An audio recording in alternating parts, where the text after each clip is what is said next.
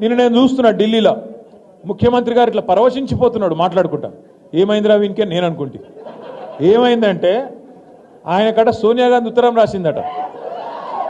ఏమని?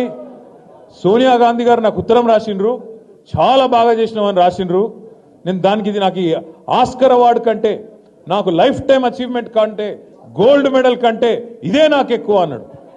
ఏం రాసిందిరా సోనియా గాంధీ ఈయనకని చెప్పి నేను పరిశాన్ అయినా. ఇంతకు ఏం రాసిందయా అని అందులో ఉంటే ఆ ఉత్తరం, ఈయనకేమో పాపం చదువు రాదు, చెప్పేటోడు ఎవడు లేడు పక్కకు.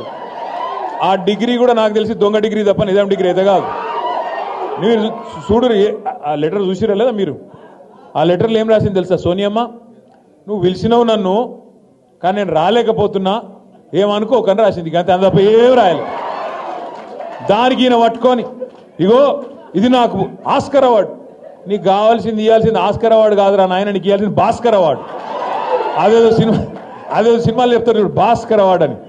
ఈయన చేసిన మోసాలకు ఇవ్వాల్సింది భాస్కర్ అవార్డే తప్ప ఆస్కర్ అవార్డు అయితే కాదు. జర ఎవడో ఒకడు, జర దయచేసి ఎవరో ఒకరు మీరు పోయి చదువు చెప్పురు కొద్దిగా ఆయనకు. ఎందుకంటే ఆయనకు వాళ్ళు ఉన్నదేదో తెలియదు, ఎవరో ఏదో రాసిస్తే చదువుడు తప్ప లొడలోడ ఒరుడు తప్ప ఏం తెలియదు.